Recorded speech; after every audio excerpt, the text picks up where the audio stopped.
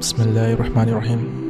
ہم لوگ آج نمازوں کو اتنا نظر انداز کرتے ہیں اور بے جا عذر پیش کرتے ہیں کہ ہم بزی تھے، بیمار تھے، مہمان تھے وغیرہ وغیرہ، مگر سبحان اللہ، اس بزرگ آدمی کو دیکھیے، یہ چچا اندھے ہیں مگر انہوں نے اس کو اپنا عذر نہیں بنایا، بلکہ اللہ کے دیے ہوئے دماغ کو استعمال کر کے انہوں نے اپنے گھر سے مسجد تک لوگوں کی مدد سے ایک رسی باندھی، اور جب بھی اذان ہوتی ہے وہ اس رسی کو پکڑ سیدھے مسجد چلے آتے ہیں۔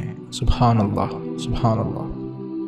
آپ صلی اللہ علیہ وآلہ وسلم نے عبداللہ ابن ام مکتوم رضی اللہ تعالی عنہ، جو نبی صحابی تھے، جو آپ صلی اللہ علیہ وآلہ وسلم کے سامنے 6 عذر لے کر آئے کہ مجھے اس بات کی اجازت مل جائے کہ میں مسجد میں نہیں بلکہ گھر میں نماز پڑھوں۔ صحیح مسلم کی روایت ہے۔ عبداللہ ابن ام مکتوم رضی اللہ تعالی عنہ وارضاہ سوال کرتے ہیں، یا رسول اللہ صلی اللہ علیہ وسلم، انی رجل ضریر البصر، میں نبینا انسان، شاسع الدار، میرا گھر مسجد سے دور ہے، ولیس لی قاعد یلاظمنی الی المسجد، اور گھر سے مسجد تک لانے والا بھی کوئی نہیں ہے، نبینا ہوں، گھر مسجد سے دور ہے اور بلانے والا بھی نہیں۔ وَهَلْ تَجِدُ لِي رُخْصَةً أَنْ أُصَلِّيَ فِي بَيْتِي، کیا میرے لیے کوئی اجازت نہیں کہ میں گھر میں نماز پڑھ لوں؟ قَالَ وَهَلْ تَسْمَعُ النِّدَاءَ، بتاؤ اذان سنتے ہو؟ قَالَ نَعَمْ، اذان تو سنتا ہوں، جھوٹ بولنا تو آپ نے سکھلایا ہی نہیں۔ فرمایا پھر مسجد میں آ کے نماز پڑھو۔ چوتھا عذر لے کے پھر آئے، یا رسول اللہ صلی اللہ علیہ وسلم، ان بین بیتی ومسجدی نخلا وشجرا، میرے گھر اور مسجد کے درمیان جھاڑیاں ہیں اور کھجور کے درخت ہیں، میں نبینا انسان ہوں، اگر کسی درخت کے ساتھ الجھ جاؤں، ٹکرا جاؤں تو کیا بنے گا؟ تو میرے لیے اجازت نہیں کہ میں گھر میں نماز پڑھ لوں؟ قال وهل تسمع النداء، اذان سنتے ہو؟ قال نعم، اذان تو سنتا ہوں، مسجد میں آ کے نماز پڑھ۔ 5واں عذر لے کے پھر آئے، یا رسول اللہ صلی اللہ علیہ وسلم، ان المدینہ کثیرۃ الحوام والسباع، آپ جانتے ہیں مدینے کے اندر اللہ کی مخلوق درندے بھی ہیں، اور میں نبینا انسان ہوں، رات کی تاریکی میں اگر نکلوں کوئی نقصان ہو جائے تو؟ قال وهل تسمع المؤذن في البيت الذي انت فيه، جس گھر میں تم رہائش رکھے ہوئے ہو، ہاں تمہیں مؤذن کی آواز پہنچتی ہے؟ قال نعم، آواز تو پہنچتی ہے۔ فرمایا پھر مسجد میں آ کے نماز۔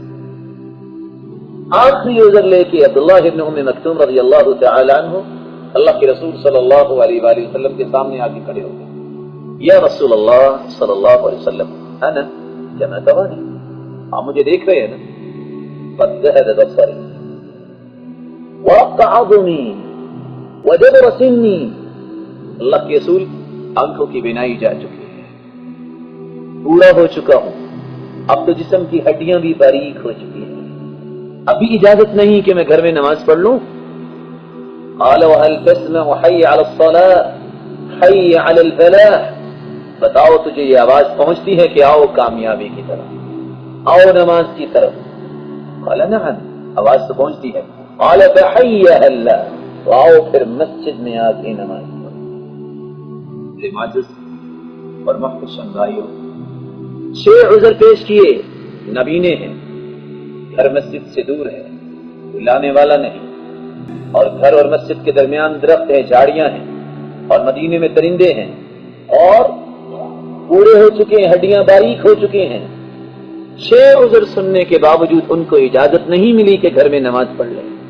میں اور آپ، ان کو اللہ نے آنکھوں کی نعمت سے بھی نوازا ہے، ان کے گھر مسجد سے دور بھی نہیں، اور لانے والے کی ضرورت نہیں، اور امن اور امان میں رہ رہے ہیں، اگر پھر بھی مسجد میں آ کے نماز نہیں پڑھتے، بلکہ میں یہ کہنا چاہوں گا، اپنے اپنے ملک میں چیک کیجئے، اللہ نے کسی کو سائیکل دی ہے، کسی کو موٹر سائیکل دی ہے، اور کسی کو گاڑیوں سے نوازا ہے، ان ساری کی ساری نعمتوں کے باوجود اگر مسجد میں آ کے نماز نہیں پڑھتا، کل قیامت کو 7واں کون سا عذر پیش کر کے اللہ سے معافی مانگے گا؟ اس لیے اللہ کے رسول صلی اللہ علیہ وآلہ وسلم کے صحابی عبداللہ ابن مسعود رضی اللہ تعالی عنہ کہا کرتے تھے لو انکم صلیتم فی بیوتکم لترکتم سنت نبیکم ولو ترکتم سنت نبیکم لضللتم عن سواء السبیل ولقد رأيتنا وما يتخلف عنها الا منافق معلوم النفاق. مسلمانوں، تم نے اگر مسجدوں کو چھوڑ کر گھروں میں نمازیں پڑھنا شروع کر دی تو تم نبی کی سنت کو چھوڑ دو، اور جس نے نبی کی سنت کو ترک کر دیا وہ صراط مستقیم سے گمراہ ہو جائے. اللہ کے رسول صلی اللہ علیہ وآلہ وسلم کے زمانے میں نماز سے پیچھے وہی رہتا تھا جو خالص منافق ہوتا تھا.